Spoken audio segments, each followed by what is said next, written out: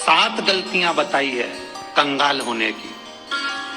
ये गलती अगर आपने भी करी है तो जिंदगी में कितना भी पुण्य करोगे उसका फल नहीं है।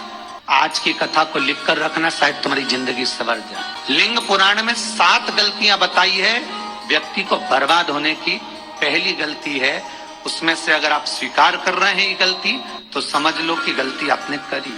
गंगा जल तो बुलवाया टैंकर भरकर, 21,000 बेलपत्र भी समर्पित कर रहे हो।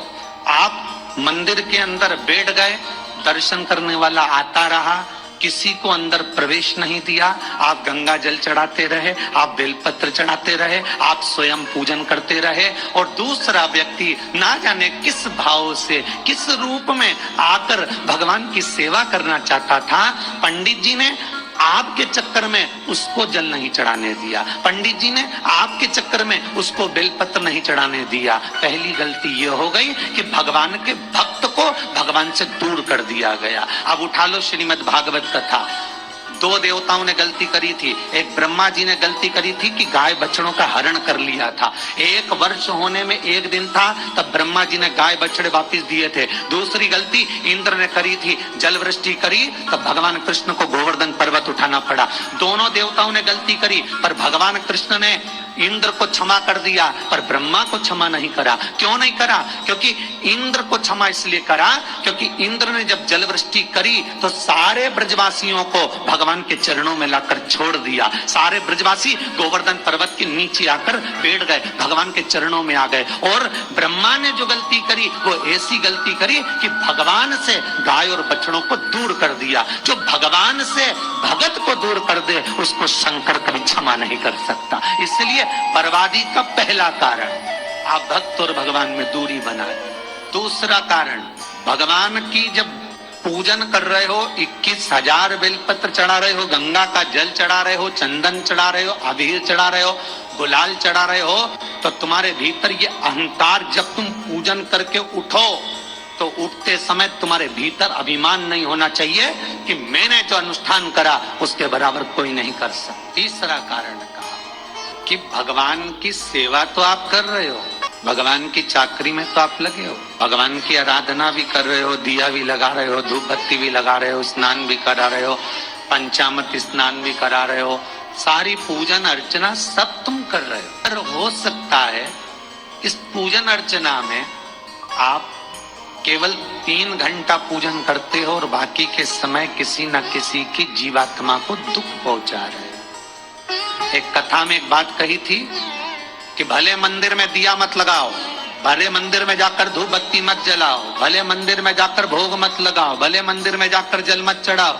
कुछ मत करो, भले भगवान को नए कपड़े मत पहनाओ, भले तुम्हारी मर्जी पड़े भगवान को भोग मत लगाओ, पर शास्त्र कहता है कुछ मत करो, पर एक काम जरूर करना कि किसी के चेहरे पर प्रसन्नता ला देना तो मंदिर में दिया जलाने के बराबर होगा। किसी के चेहरे पर चमक ला देना, प्रसन्नता ला देना तो अगरबत्ती लगाने के बराबर होगा। किसी गरीबड़े के, किसी दुखी के चेहरे पर अगर तुमने प्रसन्नता ला दी तो वो भगवान को कपड़े पहनाने के बराबर होगा। मालूम पड़े तुम मंदिर में पूरी सब्जी बांटो, मंदिर में भोजन कराओ, मंदिर में सारा पकवान चढ़ाओ, और कोई तुम्हारे कारण अगर दुखी है तो तुम्हें वो सुख का भान नहीं हो सकता। तीसरा कारण है।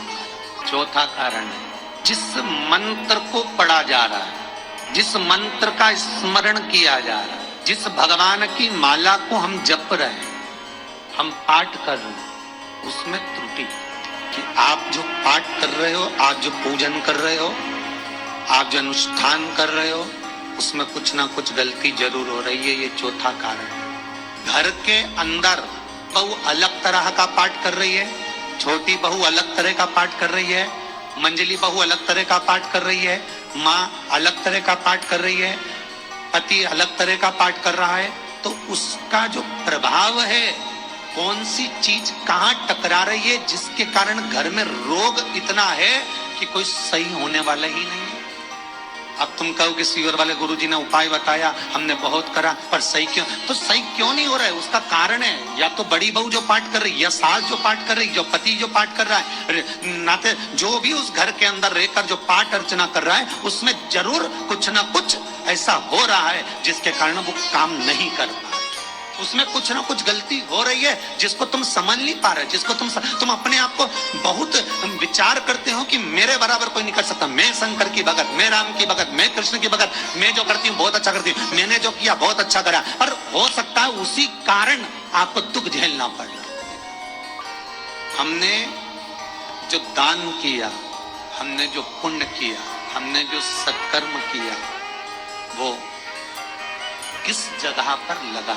पांचवा सूत्र, जो आप दान कर रहे हो, जो आप पुण्य कर रहे हो, सत्कर्म कर रहे हो, वो किस जगह पर लगा? ये पांचवा सूत्र। निवेदन करेंगे, गाय, बेटी और लक्ष्मी 50 बार विचार करना, तब किसी को देना। बेटी किसी ऐसे को मत ब्याह देना जो जुआ खेलता हो, मदिरापान करता हो, मांसाहार करता हो, वेश्यावृत्ति करता हो। वो बेटी का सम्मान नहीं करेगा। बेटी रोएगी तो कन्यादान करने वाले को रोना पड़ेगा। दूसरे नंबर पर गौ माता।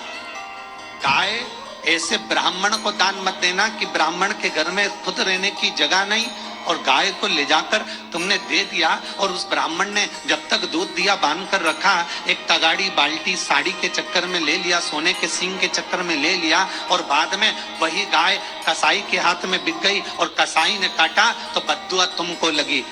बेटी, गाय और लक्ष्मी, पैसा भी किसी ऐसे भिखारी के कटोरे में मत दान देना कि जिसने ले जाकर मदिरा पान में लगा दिया, जुए में लगा दिया, वेश्यावृत्ति में लगा दिया। अगर जिस भिखारी के कटोरे में पैसा दिया उसने शाम को ले जाकर मदिरा पान में जुए में लगा दिया तो लक्ष्मी रोती है कि तूने मुझे गलत जगह पर दिया है, इसलिए तुझे रोना पड़ेगा। तब व्यक्ति को रोना पड़ता है, फिर व्यक्ति रोता है।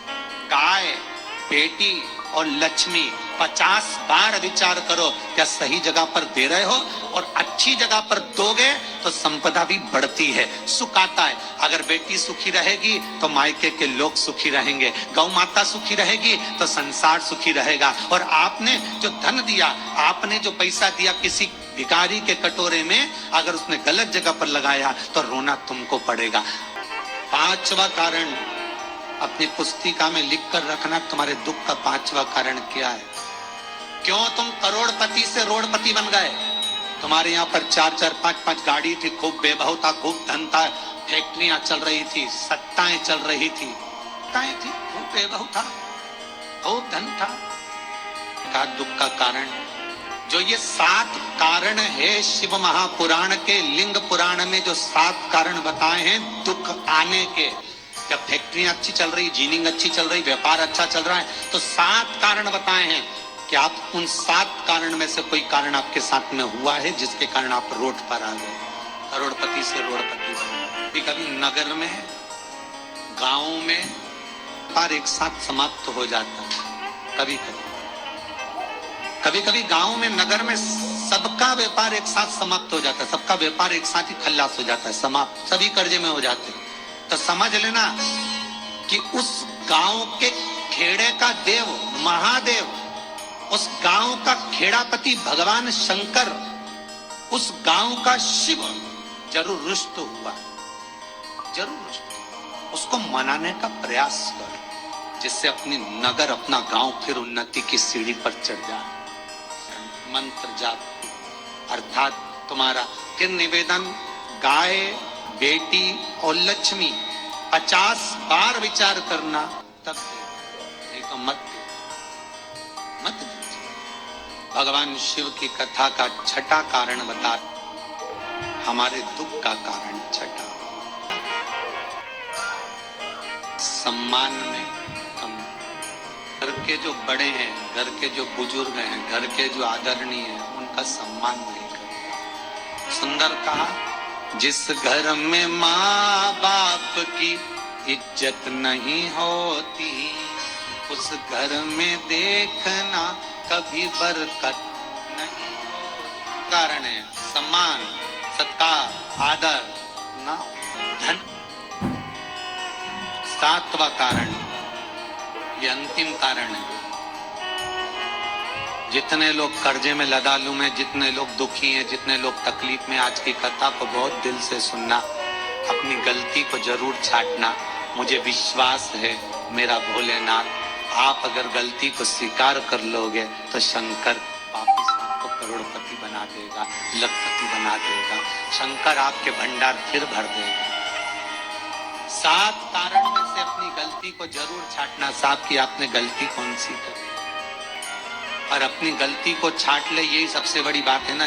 लोग सुनने के बाद भी नहीं छाटेंगे, नहीं मैंने तो कुछ करा ही नहीं, मैं तो कुछ कर ही नहीं, बस मैं ही तो है, हरी जगदम्बा वो मैं ही फंसा है बीच।